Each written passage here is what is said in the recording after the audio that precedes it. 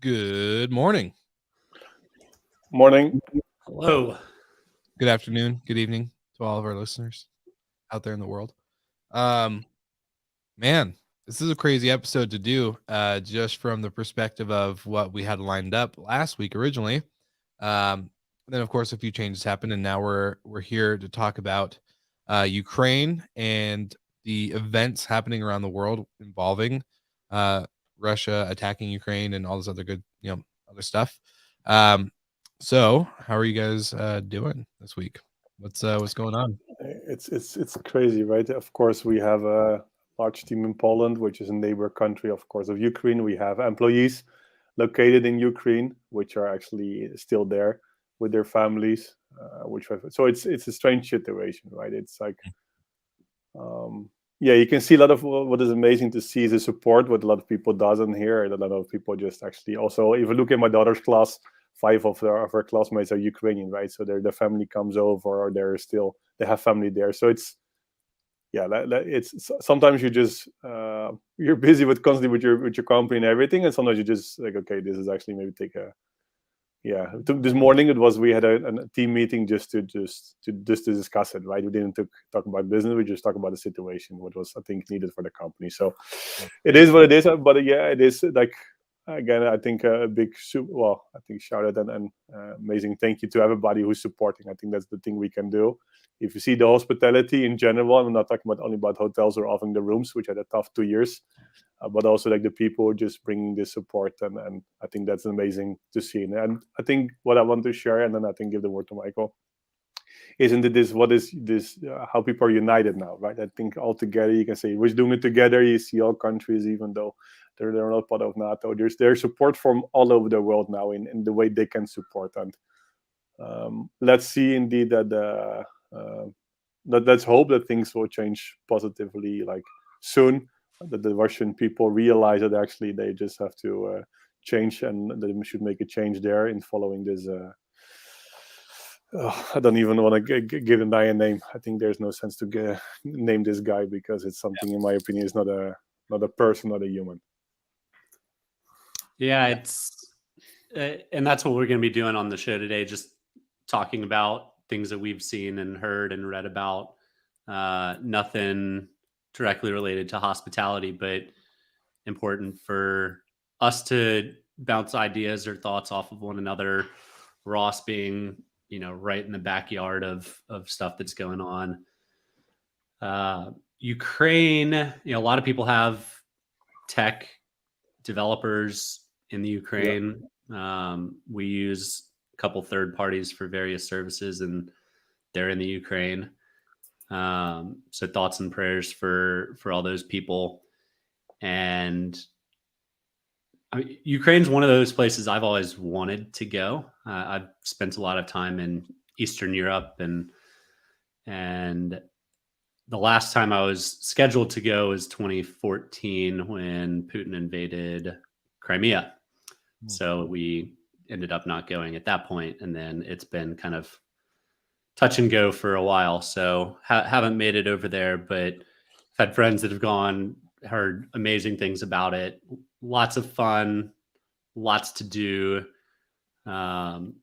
growing economy. And I think one of the key topics today is the growing leadership that we're seeing out of Ukraine. And it's embarrassing to every other world leader compared to how Zelensky has handled this. I don't know if I've ever seen a world leader roll up his tie and put on fatigues and grab a gun. It's amazing, and I think they all do, right? You can see with him, it's amazing when somebody. I think the story is he was a clown, and actually there's only one clown now out there, right? Which is on the other side. Yeah. And I think if you see his leadership, indeed, it's okay. We're just standing there. You can see, of course, the brothers Klitschko, the mayor of Kiev, and his brother.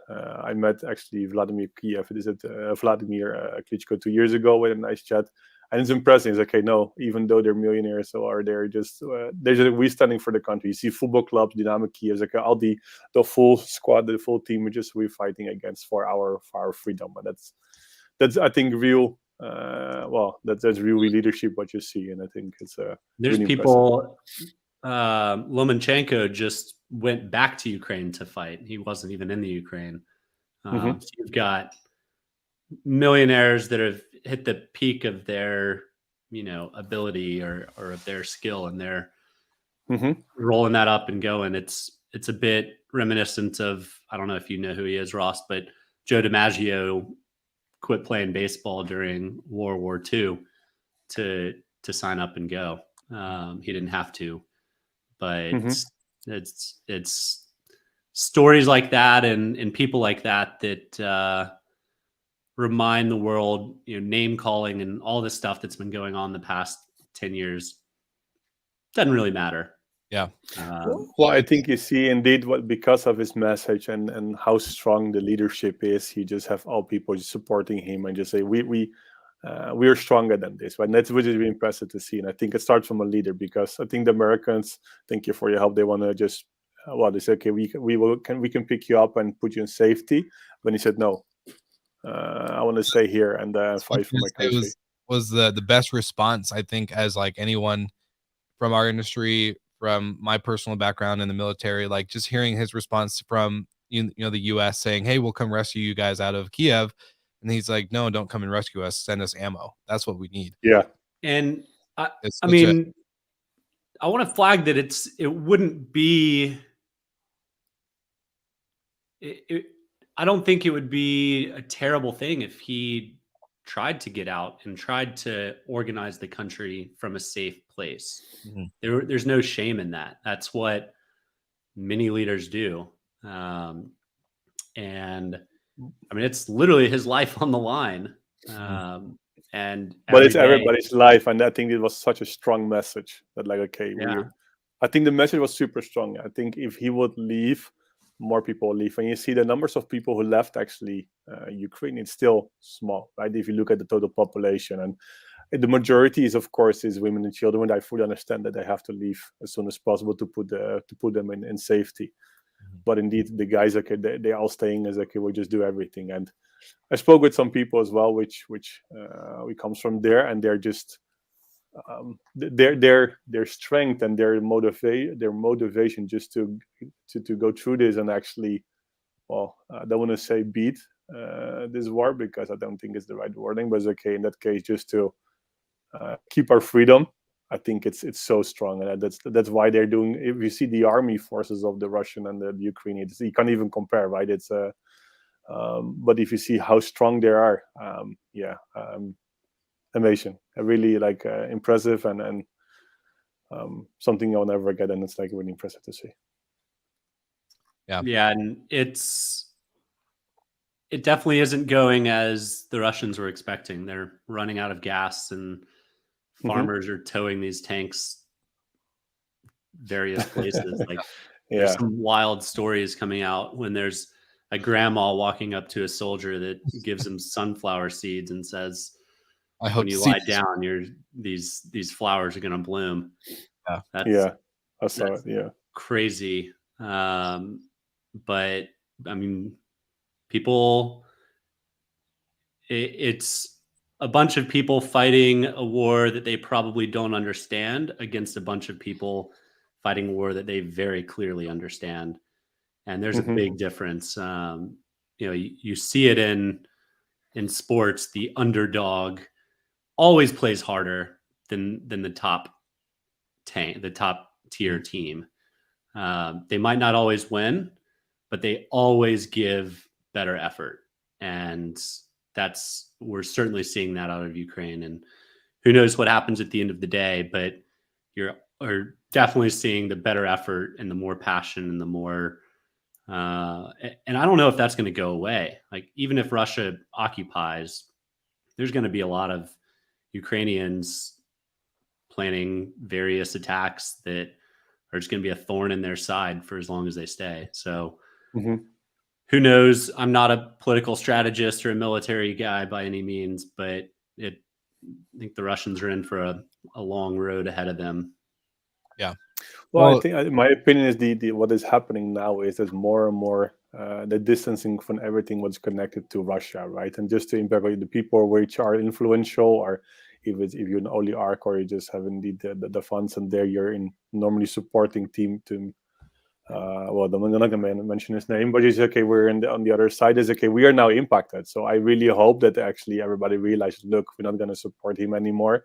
We're just actually taking a distance from it, and actually, so this is the only way we could actually save our own country and our own business. Right? If you see the sponsorships of football clubs with Russian companies, they're all cancelled. You can see Chelsea, they just stopped the kick out Abramovich, and I think he will never get his 2 billion back, because they don't give any fuck about them. And which is actually, this is, I think, the only thing what they can do. There's no sense just to attack Russia now in any kind of form. The only thing that what they do now is, well, show the support. Like, you're not gonna win this war. I think that's, and then hopefully they're realizing, right? If you see from every angle, with Musk putting a satellite up in the air, you can see the hackers group just take the government websites down from the Russian, blocking them from international bank transfers and everything. So they're impacted. Eventually, like, yeah, every day they're continuing with this war. It's make their own life more tough and difficult, also of the whole nation of Russia. Yeah. And the innocent people in Russia are also paying the price too. You know, it's 6,000 people have been arrested for protesting, knowing they're going to be arrested, but they still go and do it. So it's a no-win situation with a guy that has done this before, but not to this scale, and not to this type of uniting the world against him. So I think it's a big strategic error for him. And kudos to all of the organizations that have cut ties. I know one who hasn't, and it's probably the most corrupt organization out there, with FIFA. So I'm sure enough pressure will be applied that they will end it eventually, but true colors. Well, the Polish team will not even play against them. They have to play again. Polish team has to play against Russia next month. And all the teams. So we're not going to play against them. Not even a question. So in every sport, every team has said that, but FIFA still won't ban them. IOC banned Russia today from competing in any sanctioned events. The World Hockey Federation blocked Russia from participating in the championships this year. Everybody but FIFA. So, well, I think we all knew that they were corrupt anyway. I think it was pretty obvious, but it seems to be now even be confirmed again. Yeah. So, well, there's a ton of organizations out there that are doing a lot of support. So anyone who's watching live or even listening afterwards, there is a link here in this chat I put in there. It's a relocation doc. I just know that, I know we're a little off topic, but relocation doc in the sense of people from around the world, big CEOs, founders, different countries, different leadership positions are putting this live document together in order to help anybody who knows anyone in Ukraine or involved in the situation to get relocated, to find resources, to safest routes, all this stuff. It's pretty impressive to see how many people are online looking at it and making changes and giving live data outside of the news. So just one thing to know, if you know anybody or who might need this document, it's a really good resource to have. And I think it just goes to show, again, the community aspect. Like the topic of today's episode is really, like, it's not that hard to tell the difference between good and bad leadership, as we can see, Zelensky, who's staying to fight. And then you have, Putin, who's just being a tyrant and has no reason for a real situation like this. In my sense, he's just bored and stupid. So it's just crazy to see that this is an act of violence against human rights, human race, and for no apparent reason. So I'm glad that there's this document that I can keep looking at throughout the day. It helps me just kind of like see what people are doing and what kind of news and resources are out there. So that's just kind of something I've been watching lately outside of just the news, which can be, as we all know, very one-sided, one direction, one comment throughout 30 minutes of news. So Yeah. Well, I just replaying the probably a same. lot of people now like wondering when is the start of the week coming. They know the jingle is coming and everything. So I think a lot of people waiting. And when is the start of the week? Because of probably their favorite segment. Just for, so probably for the people just waiting for it. I just want in this case we don't have a specific segment or startup. I want to just say to supporting. Thank you. I want to support actually all the startups. Actually, of course, all people, but especially also other startups who now have, of course, difficulties to do any business because they're just blocking everything. So, big shout out and we support to all the startups and everybody, and especially, of course, the hospitality startup, everybody in hospitality in Ukraine. So, support there. And in my opinion, the startup of the week is all startups in Ukraine. Totally. Yeah, no, that's really all I have in the sense of I don't know. I just at the end of the day, like we just have to continue to band together. I think if more organizations, more industries, more world leaders come together and say, no, this isn't right. We're against this. Put stricter sanctions on Russia. All that stuff. I think we need to just keep that fight up, and I think it will end in a good favor. But I don't know. Any other closing comments for you guys? I know we're not going to meet our whole 30-minute episode, but just figured let you guys give a closing comment.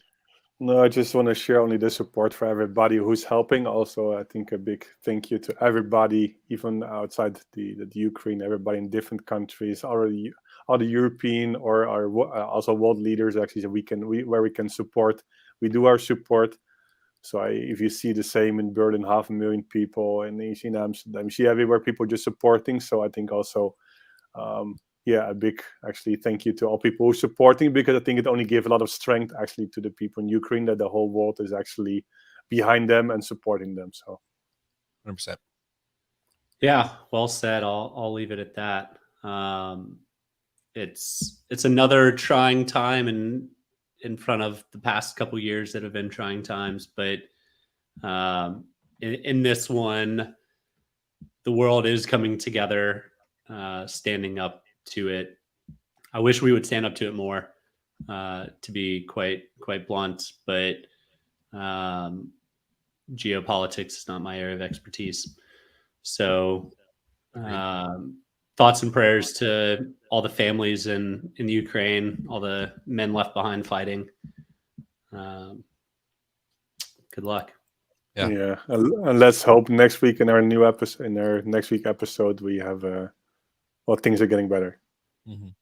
And I'll make sure. So we've had actually quite a few live listeners show up today.